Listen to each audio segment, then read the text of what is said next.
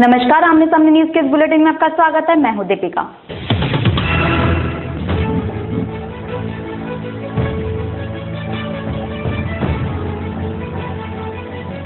सशस्त्र सीमा बल द्वारा भारत नेपाल मैत्री मैराथन दौड़ का आयोजन दुधवा नेशनल पार्क में किया गया, जिसमें सशस्त्र सीमा बल के डीआईजी केपी सिंह तथा नेपाल के डीआईजी जीत बहादुर पुन मुख्य अतिथि थे।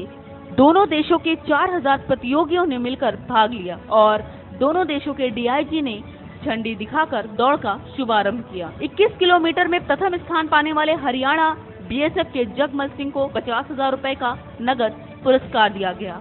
वहीं दूसरा स्थान पाने वाले नेपाल पुलिस के किरण मल को 30,000 रुपए और तीसरा स्थान पाने वाले गोवा राम आर्मी को 20,000 रुपए का नगद पुरस्कार दिया गया। और वहीं लड़कियों के 10 किलोमीटर वर्ग में लखनऊ की सुधा पाल को 15,000 रुपए का नगद पुरस्कार दिया गया। 5 किलोमीटर सीनियर में संपूर्ण नगर के राम अवतार को प्रथम स्थान के रूप में 8,000 रुपए मिले। लखीमपुर खीरी से राधेश श्याम की रिपोर्ट।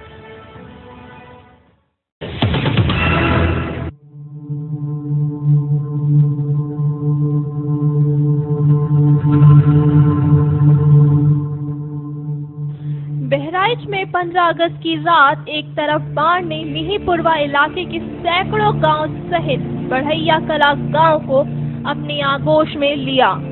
हर तरफ बाढ़ की कहर की वजह से हाहाकार मचा हुआ था। इसी बीच प्रदीप शुक्ला की पत्नी मनीषा को प्रसव पीड़ा शुरू हुई। हालात इस प्रकार थे कि प्रदीप को कुछ सूझ नहीं रहा था कि आखिर करे तो क्या। घाघरा के कहर के बीच मनीषा दर्द की वजह से तड़पती रही। तड़पने के दौरान मनीषा कई बार बेहोश भी हुई, लेकिन उनकी पीड़ा सुनने वाला कोई नहीं था। कई बार मनीषा के पति प्रदीप ने ये पूरा दुखड़ा प्रशासन के कर्मचारियों को भी फोन के जरिए बताया, लेकिन किसी ने उसकी मदद नहीं की। मनीषा लगातार 20 घंटे तक तड़पती रही। उससे बचने की कोई उम्मीद नहीं दिख रही थी। मनीषा की हालत बिगड़ते देख रोते बिलखते प्रदीप ने आखिरी बार 17 तारीख को इलाकाई ग्राम विकास अधिकारी से संपर्क कर अपनी समस्या को बयां किया, जिसकी सूचना तत्काल एनडीआरएफ टीम को दी गई।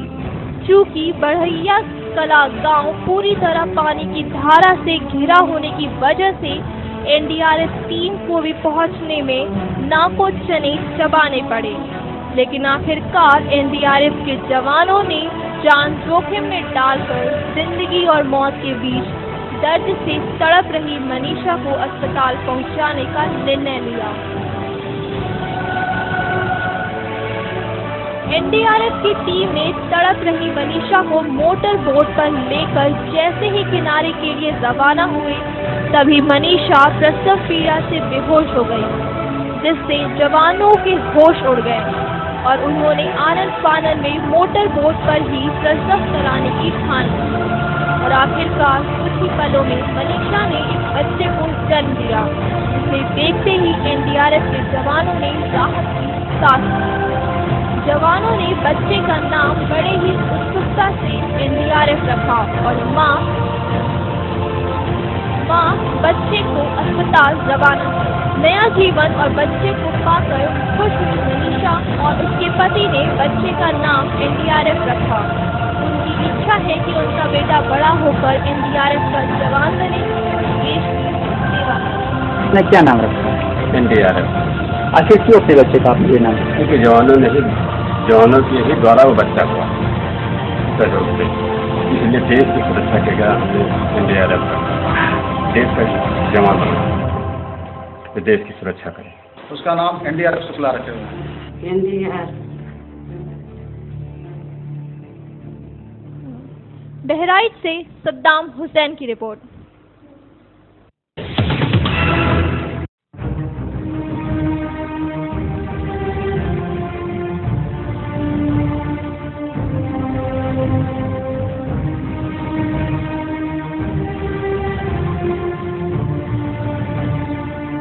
आपकी टीवी स्क्रीन पर दिखाई दे रही ये दो महिलाएं आगरा ताज का दीदार करने आई थीं।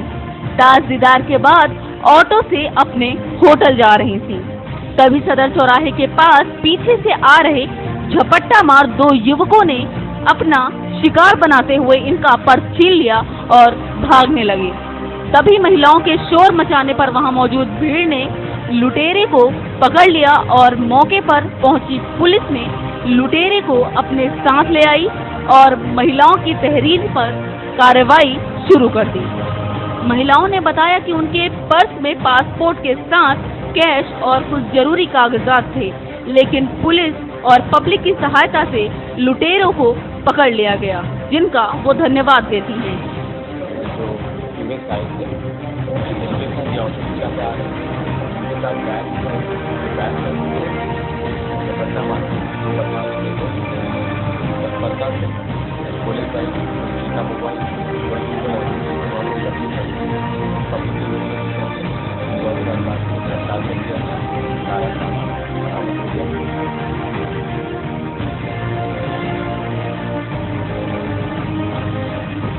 ये कोई पहला मामला नहीं है जब झपट्टा मारों का ये महिलाएं शिकार हुई हैं। इससे पहले भी कई बार इस तरह के लुटेरों ने ऐसी वारदातों को अंजाम दिया है, लेकिन पुलिस का इस ओर कोई ध्यान ही नहीं। बहरहाल देखना ये होगा कि आखिर कब तक पुलिस इस ओर ध्यान देती है।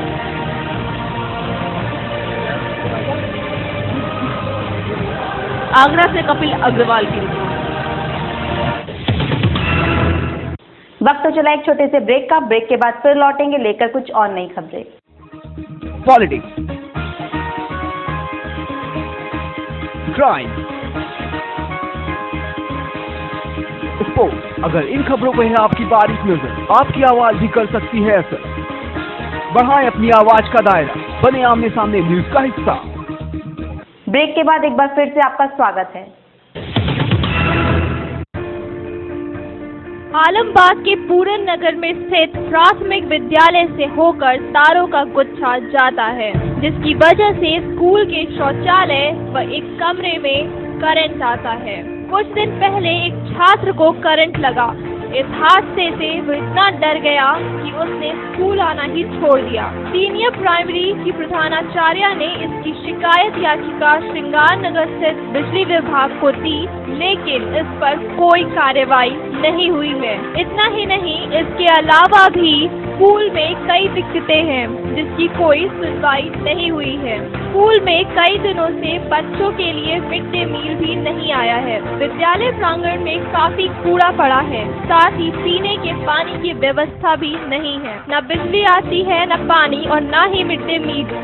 अब हमारे स्कूल के प्रांगण में स्कूल विद्यालय के अंदर ही इतना कूड़ा पड़ा हुआ है। इसके सामने में शौचालय बना हुआ है जिसमें कि करंट आता है। इसके ऊपर से बिजली का तार गया हुआ है, जिससे कई बार बच्चों को करंट भी लगा है। इसके अलावा आप देख सकते हैं कि जो बगल में रूम बना हुआ है बच्चों को पढ़ने के लिए कक्षा है, लेकिन अब इसमें भी करंट आता है। इससे पहले एक बच्चे को करंट लग चुका है, अब वो स्कूल ही नहीं आता है। हम आपको दिखाते हैं कि आज पानी की व्यवस्था कैसी है। पानी के नाम पर, पानी की व्यवस्था के नाम पर यहाँ पर एक पाइप लगा हुआ है जिससे कभी कभार पानी आता है, कभी नहीं भी आता है, और आता भी है तो आप देख सकते हैं कि कितनी स्पीड से ये आ रहा है।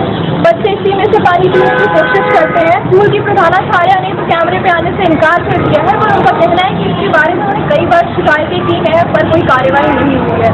इसके अलावा हम आपको भी बता दें कि यहाँ पे बच्चों की संख्या ज़्यादा नहीं है। हम फर्स्ट क्लास में देख सकते हैं कि 2 या 3 ही बच्चे आए हुए हैं और उन्हें भी 3 दिनों से मिड डे मील नहीं मिल रहा है। इसके अलावा इससे पहले भी बहुत बार ऐसा हो चुका है कि उन्हें मिड डे मील नहीं मिलता है। ऐसी दयनीय स्थिति में हमारे देश का भविष्य पल रहा है। ऐसी परिस्थितियों में पलने वाले बच्चों के कैसे भविष्य की कामना कर सकते हैं।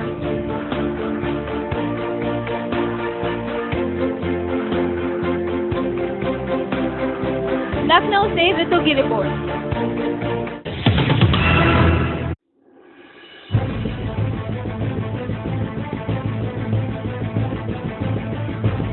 एसटीएफ ने कानपुर के मोस्ट वांटेड और 50,000 के इनामी राशिद उर्फ मोनू पहाड़ी को धर दबोचा। एसटीएफ के एसपी साहब राशिद खान ने बताया कि मोनू पहाड़ी के खिलाफ कानपुर के अनवरगंज, चमनगंज, बेकनगंज, मूलगंज और जूही थाने में हत्या, लूट, अपहरण एवं संगीन धाराओं में 1 दर्जन से ऊपर मामले दर्ज हैं। एसटीएफ के मुताबिक मंगलवार की दोपहर नौबस्ता के मछरिया इलाके में मोनू पहाड़ी के होने की भनक लगी। इसके बाद एसटीएफ की टीम मौके पर पहुंची, जिसको देखते ही मोनू ने टीम पर फायरिंग की। जवाब में फायरिंग कर टीम ने उसे धर दबोचा। मोनू के पास से 32 बोर का तमंचा और एक बाइक बरामद हुई है। एसटीएफ ने गिरफ्तार करने के बाद देर शाम उसे नौबस्ता पुलिस के सुपुर्द कर दिया, जहां से लिखा पढ़ी के बाद उसे जेल भेज दिया गया। कानपुर से हमारे दर्शक पत्रकार की रिपोर्ट। इस बुलेटिन में फिलहाल इतना ही। अब मुझे यानी दीपिका को दीजिए इजाजत। नमस्कार।